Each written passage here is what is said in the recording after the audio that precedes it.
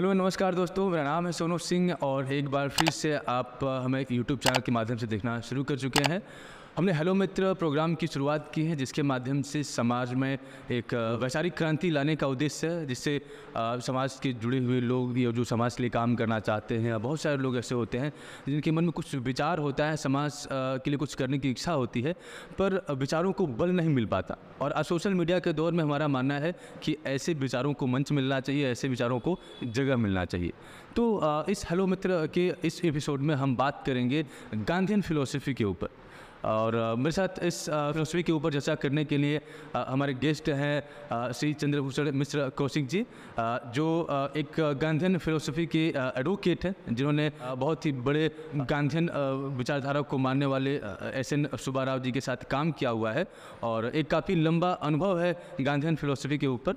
तो आज हम गांधीयन फिलॉसफी के ऊपर बात करेंगे और क्यों गांधीयन फिलॉसफी के ऊपर बात करना ज़रूरी है आज हमारे लिए, क्योंकि आज समाज में जो भिन्नताएं हैं वो बढ़ती जा रही हैं और कई बार इन भिन्नताओं को हम समझ नहीं पाते और ये समाज में एक बहुत बड़ी दूरी का भी कारण बनता है। अगर आप आज मणिपुर में जाएंगे तो कहीं ना कहीं जो एक रेशियल जो डिस्क्रिमिनेशन है या जो भिन्नताएं हैं, इसी के चलते इतनी बड़ी ट्रेजेडी वहाँ पे हो रही है। और आज के समय में पॉलिटिशियन को शायद बहुत समय लग रहा है ऐसी चीज़ों को टैकल करने के लिए। ऐसे हाल ही में देखा हमने कि जो विपक्षी पार्टियाँ हैं, आज वो इस चीज़ को एक तरह से मैं कहूँगा कि सेलिब्रेट कर रही हैं, क्योंकि अगर कोई घटना घटती है जो काफ़ी शर्मनाक है, तो अगर एक व्यक्ति उस घटना को अंजाम देता है तो निश्चित ही अपराधी है, लेकिन उस घटना में अगर 100 लोग हिस्सेदार हैं, 200 लोग हिस्सेदार हैं, तो इसमें निश्चित ही किसी एक पॉलिटिकल पार्टी को हम जिम्मेदार नहीं ठहरा सकते।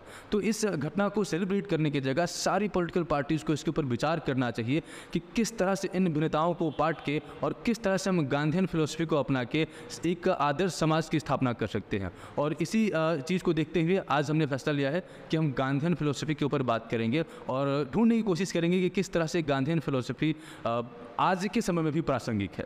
तो आइए सबसे पहले हम स्वागत करते हैं अपने गेस्ट का और जानना चाहेंगे कि क्या कुछ एक इंट्रोडक्टरी रिमार्क है आपका इसके बारे में। धन्यवाद।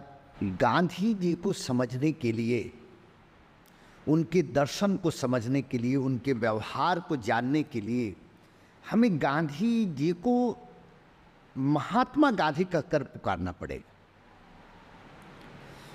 मैं इसलिए ये बात कह रहा हूं कि महात्मा और गांधी का एक जीवन, आचार, विचार और व्यवहार है।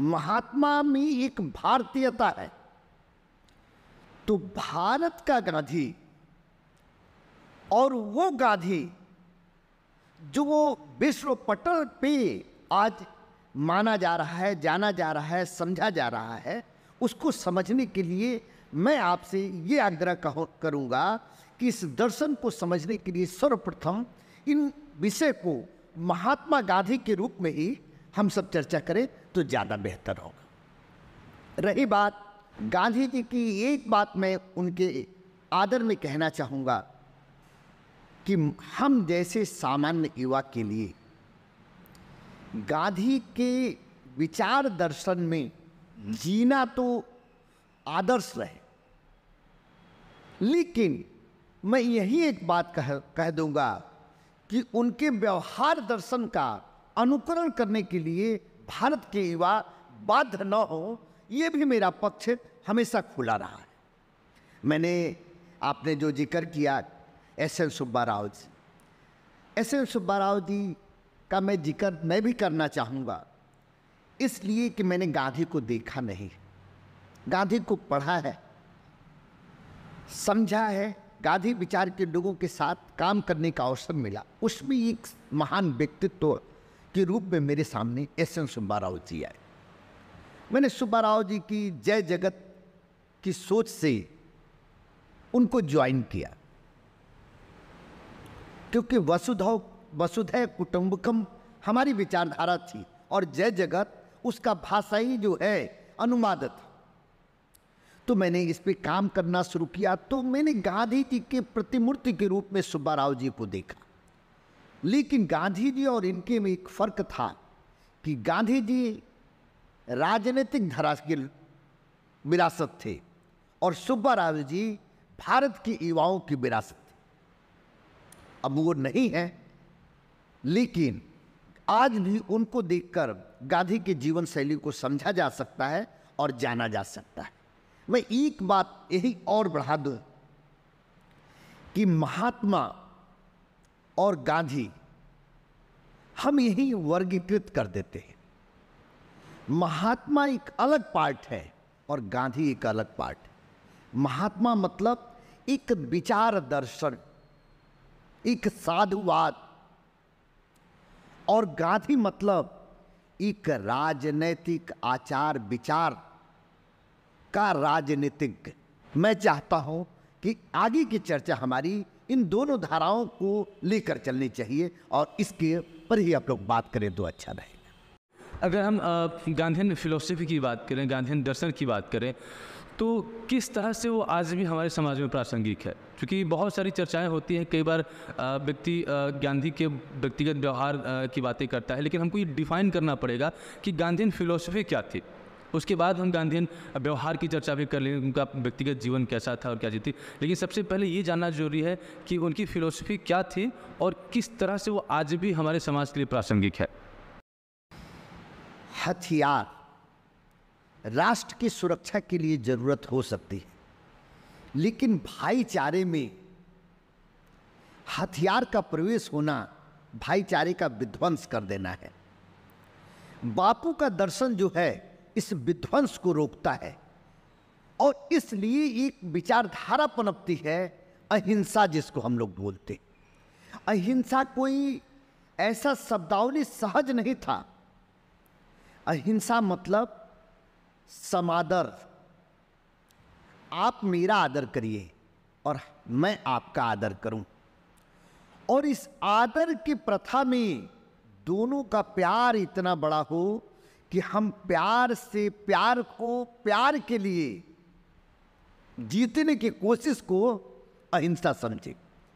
मैं यही एक बात और स्पष्ट कह दूंगा कि अहिंसा हिंसा के सामने नतमस्तक होने के लिए कतई नहीं है।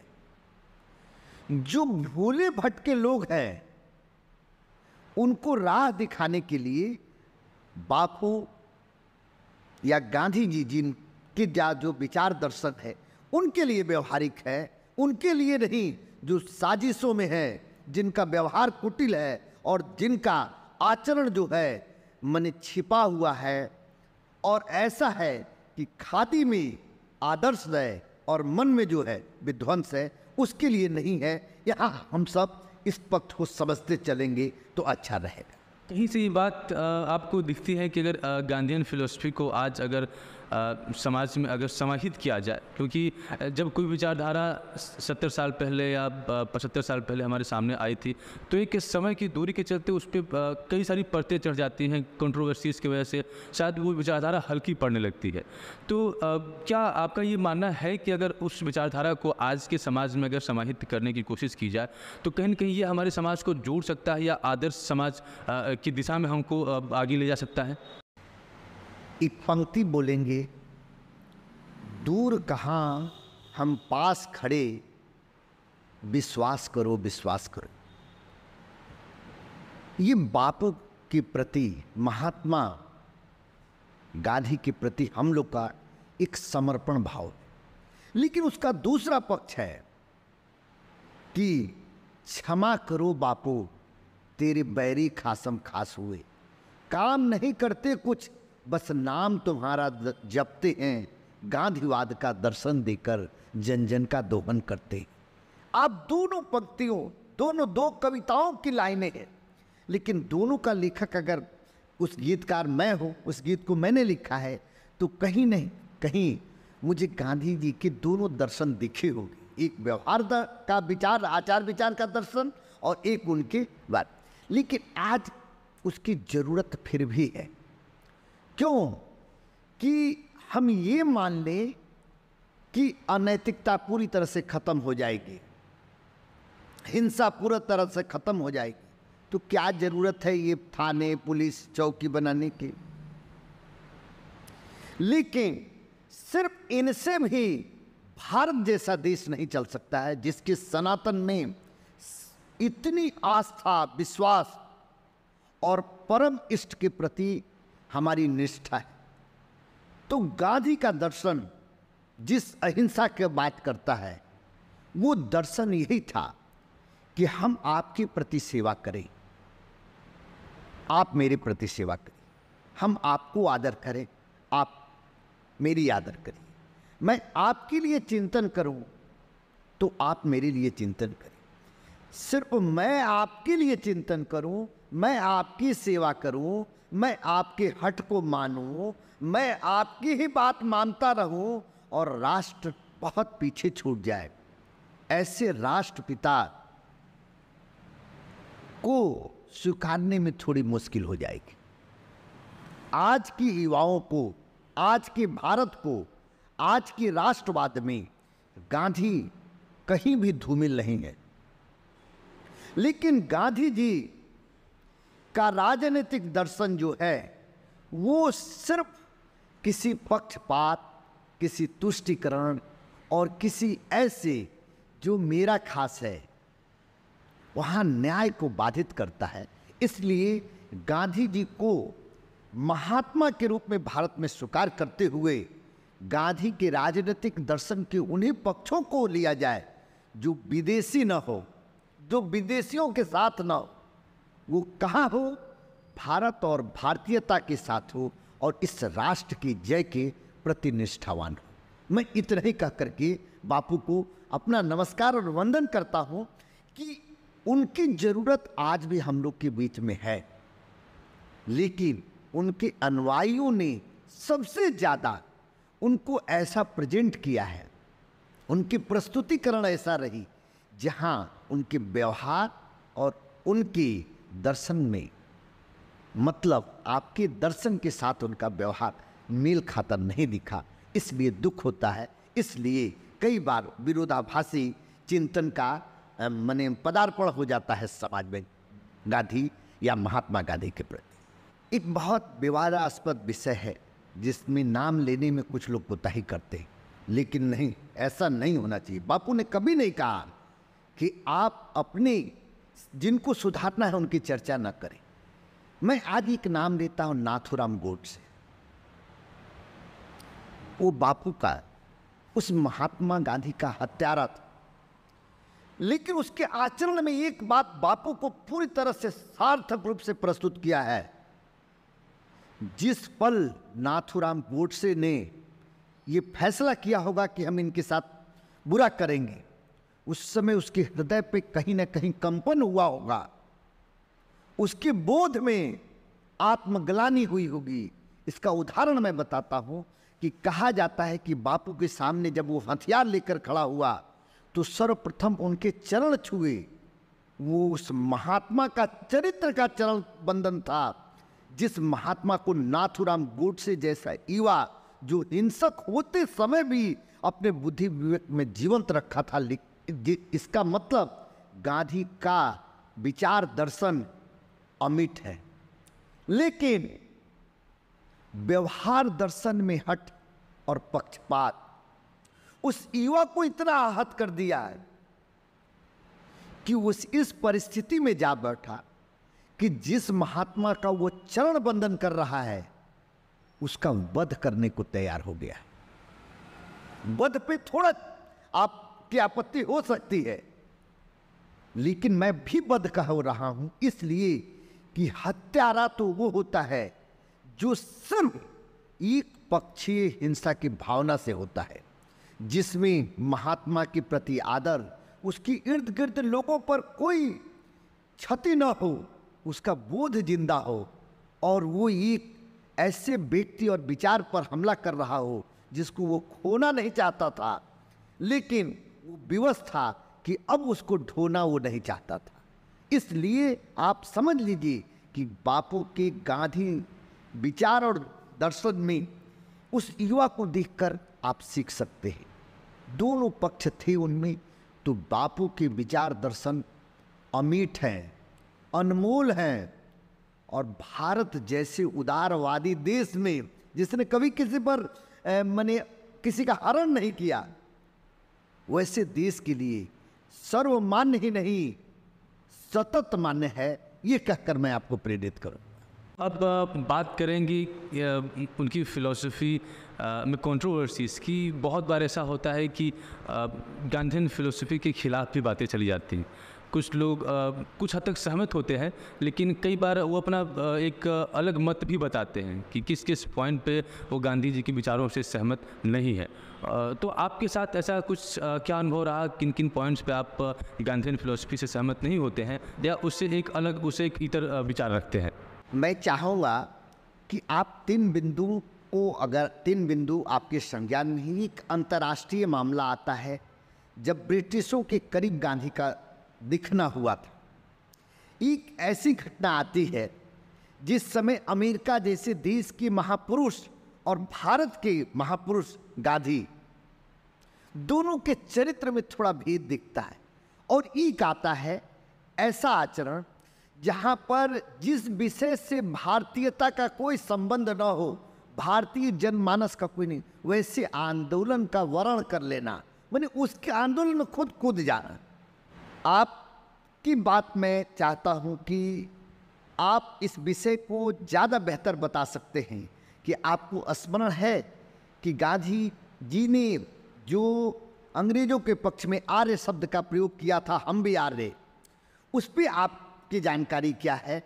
अमेरिका में जो घटनाएं हुई थी काले और गोरों के लिए, उस पर आपकी जानकारी क्या है? मैं चाहता हूं कि अगर आप इस पे जानकारी है तो आप कुछ बोलेंगे तो ज़्यादा अच्छा रहेगा, क्योंकि आप एक युवा के रूप में उस बात की जानकारी प्रस्तुत करेंगे तो मुझे बोलना अच्छा लगेगा।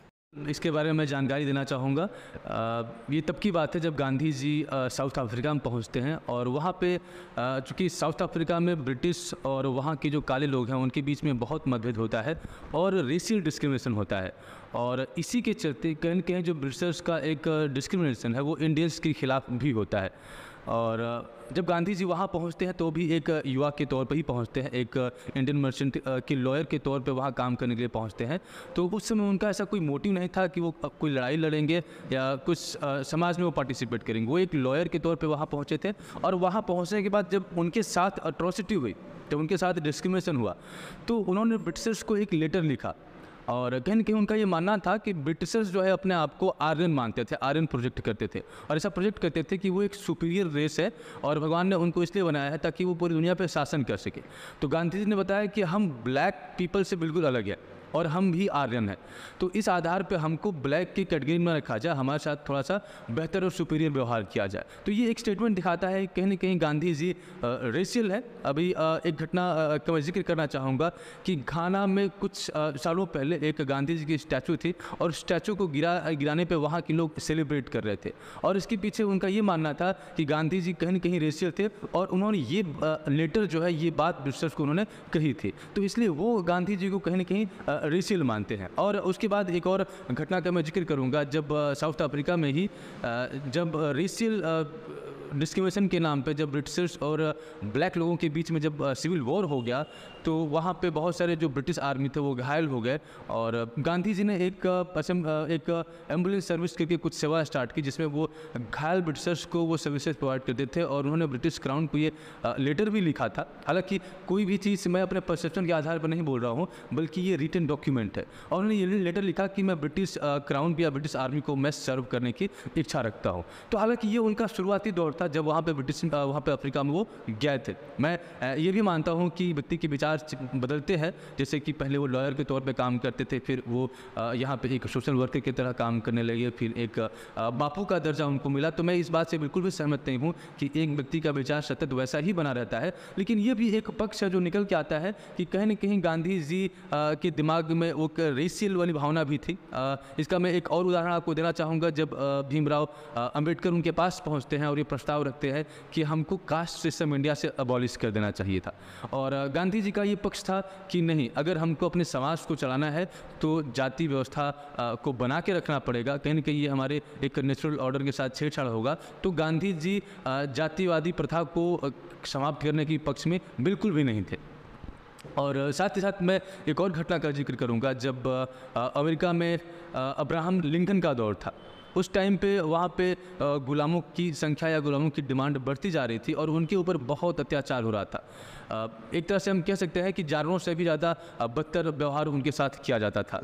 और चूँकि वहाँ पे जो ब्लैक पीपल थे उनकी पॉपुलेशन भी अच्छी खासी थी। अच्छी खासी का मतलब कि लगभग 60% वहाँ पे वाइट पीपल थे और 40% वहाँ पे ब्लैक पीपल थे। तो जब कहीं ना कहीं ब्लैक पीपल को ये लगने लगा कि उनके ऊपर अत्याचार बढ़ रहा है और अब चीज़ें उनके बर्दाश्त के बाहर जा रही थी, तो वो धीरे धीरे जो एक यूनियन टेरिटरी थी उससे वो अलग होने लगे और उसको उन्होंने नाम दिया कन्फेडरेट स्टेट। तो धीरे धीरे बहुत सारे छोटे छोटे स्टेट्स थे जहाँ पे ब्लैक पीपल हुआ करते थे वो अलग होने लगे। तो जो ब्लैक पीपल थे उनका ये मानना था कि हमको यहाँ पे फ्रीडम मिलना चाहिए, और उसी के खिलाफ जो एक वाइट लोग थे उनका मानना था कि नहीं, उनको कोई फ्रीडम नहीं दिया जाना चाहिए बल्कि जो सिस्टम चल रहा है वैसे ही चलना चाहिए। तो इस तरह से जो वाइट पीपल थे वो अपनी सुप्रीमेसी को लेके वो गवर्नमेंट के खिलाफ वो जंग छेड़ देते हैं और इस तरह से अब वहाँ पे सिविल वॉर स्टार्ट हो जाता है। अब अब्राहम लिंकन के सामने बहुत सीवियर या एक तरह से कहें बहुत गंभीर स्थिति पैदा हो जाती है कि वो वॉर को कैसे टैकल करे, कि यहाँ पे लड़ाई एक 60 और 40 पॉपुलेशन वाली थी, यानी सीधे सीधे बहुत बड़ा लॉस होता। तो उन्होंने चुना कि हम डिवाइड करने की जगह हम सिविल वॉर को टैकल करेंगे, फेस करेंगे और हम इस कंट्री को यूनिफाइड करेंगे। और परिणाम स्वरूप वहाँ उस संघर्ष और सिविल वॉर में लगभग 2% पॉपुलेशन अमेरिका की वाइप आउट हो गई, यानी कि 2% लोग वहाँ पे मारे गए। लेकिन रिजल्ट क्या हुआ कि आखिर में अमेरिका यूनिफाइड हो गया और आज हम सबसे ज़्यादा प्रॉस्परस अमेरिका को देखते हैं। और एक तरह से अमेरिका जी सुनो जी, यहाँ मैं 1 मिनट के लिए आपको रोकूंगा। बापू की बड़ी भूलों में ये भूल शामिल हो जाती है कि वहाँ जिन बीच में लड़ाई थी उनमें एक ऐसी विकल्प खोजा गया जहाँ राष्ट्र यूनाइट रहे। लेकिन बापू के साथ क्या था, बापू व्यक्ति विशेष पर कई बार झुकते रहे हैं, व्यक्ति भाव पर झुकते रहे। कांग्रेस को सुपीरियर मानते हुए, जानते हुए उनके ही लोग थे जो भारत का बंटवारा का पक्ष रख रहे थे।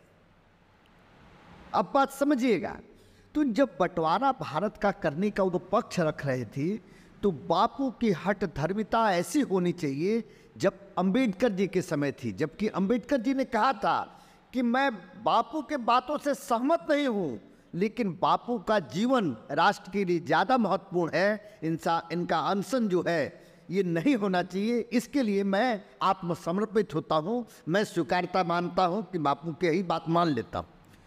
तो गांधी जी का सबसे बड़ा व्यवहार दर्शन में एक भूल हुआ कि जिस भारत की जनमानस उनके पीछे चलने को तैयार थी, क्या हिंदू क्या मुसलमान, जिस जनमानस ने सर्वधर्म प्रार्थना को स्वीकार किया था, सजाया था, माना था, आदर दिया था, उन सब को छोड़ करके ये एक पक्षीय प्लेटफॉर्म क्रिएट कर दिए। आपको ज़्यादा बेहतर मालूम होगा कि ऐसा समय आया एक बार कि जो हमारी जो Muslim community, Jinnah and group की विचारधाराओं को इन्होंने भारत में पहला प्लेटफॉर्म दे दिया था। वो एक कोई आंदोलन चला था खिलाफत, वो करके जिसका भारत से कोई लेना देना नहीं था, लेकिन एक समाज को इनडायरेक्टली इन्होंने एक प्लेटफॉर्म दे दिया कि तुम लड़के अपना हिस्सा ले सकते हो। और जब आप वही चीज़ दे दिए जो चीज़ों का सदैव आप विरोध करते रहे, जिस भाईचारे की आपका चिंतन था, तो वहाँ एक बड़ी भूल हो गई। मैं इसीलिए बीच में आपको रोका और कहा कि ये चीज़ें जो थी ये बड़ी भूल में शुमार हो गई। लेकिन बापू भूल करना चाहते थे ये हम लोग नहीं मानते। हो सकता है कि उनका प्यार भाव था, लेकिन उनका अपने परिवार के प्रति चलन और व्यवहार एक आदर्श नहीं था। पुत्रों का भी सही भरण पोषण या संस्कार वितरण नहीं कर पाए वो।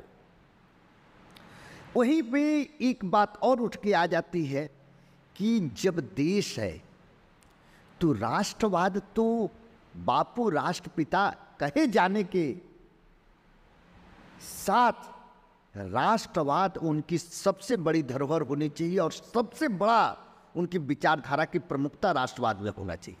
लेकिन इन्होंने राष्ट्रवाद को द्वितीय श्रेणी का बना दिया और इसके कारण आज हम लोग क्या भोग रहे हैं कि गांधी विचार के लोग राष्ट्र विरोधी गतिविधियों को आदर्श मान ले रहे हैं कि बापू ने कहा था, जबकि बापू ने ये नहीं कहा था। बापू को अगर राष्ट्रवाद नहीं याद होता तो बापू का भारत में आगमन और भारतीयों के साथ जीवन जीने का ये क्रम इतना बढ़िया और इतना आदर्श नहीं होता, ये मैं मानता हूँ। बिल्कुल। तो कंक्लूजन हमारा यही निकल के आता है कि दोनों ही पक्ष हैं। गांधी की एक दार्शनिक पक्ष है, उनकी विचारधारा है कि किस विचारधारा के साथ वो समाज में काम करते थे, किस विचारधारा के साथ वो आगे बढ़ते थे, और एक उनका व्यवहारिक जीवन है। कोई भी व्यक्ति है तो उसका दो पक्ष होता ही होता है, लेकिन मैं चाहता हूं कि दोनों ही पक्ष आप लोगों के सामने आए और गांधी के दोनों ही पक्ष को आप देखें। जो गांधी जी का जो दार्शनिक पक्ष है, जो कि फिलोसॉफिकल एस्पेक्ट है, उसको पूरी दुनिया स्वीकारती है और उसका अपना एक महत्व भी है, क्योंकि कई बार जो है हम छोटी छोटी विवादों के ऊपर इतना ज़्यादा रिएक्टिव हो जाते हैं जिससे समाज में दूरियां या एक तरह से कहें खाई बढ़ने लगती है। तो सारी बातें अलग हैं, हर व्यक्ति के अंदर कुछ अच्छी बुरी चीज़ें होती हैं, शायद उनके अंदर भी रहा होगा और अलग अलग समय पे उनका अलग अलग रोल भी रहा। शुरुआत में वो पढ़ने के लिए बाहर जाते हैं, फिर लॉयर बन के बाहर जाते हैं, फिर एक सोशल वर्कर बन के भी बाहर जाते हैं, और तीनों ही समय पे मुझे ऐसा लग रहा है कि उनकी जो डिसीजन लेने की जो एक स्थिति रही होगी वो अलग अलग रही होगी। तो विवाद की स्थिति में जाहिर सी बात है कि हम उस वीक पॉइंट को उठाने की कोशिश करेंगे और उसी एक कंट्रोवर्शियल चीज़ को हम आगे रखेंगे। लेकिन मेरा मानना है कि हमें गांधी के फिलोसॉफिकल एस्पेक्ट को देखना चाहिए, जिससे उन्होंने इतने बड़े देश को यूनिफाइड किया और ब्रिटिश के खिलाफ इतनी बड़ी मुहिम स्टार्ट की। और बाकी क्वेश्चंस के लिए मैं आपको छोड़ता हूं, ताकि आप भी उनके बारे में कुछ पता करें। और इसके ऊपर चूँकि गांधी एक बहुत बड़ा एक कह सकते हैं कि एक स्टैचर है, व्यक्तित्व है, जिसको एक डिस्कशन में समाहित करना संभव नहीं है। तो जितनी भी बातें हम कर सकते थे और जिन पहलुओं को हम सामने रख सकते थे उसको हमने रखने की कोशिश की। आई होप कि हमारे इस चर्चा से आपको कुछ इन्फॉर्मेशन मिलेगा, और अगर इन्फॉर्मेशन मिला तो hit the subscribe button, like and share. इस वीडियो में बने रहने के लिए बहुत बहुत धन्यवाद। मिलते हैं आपसे अगले वीडियो में। नमस्कार।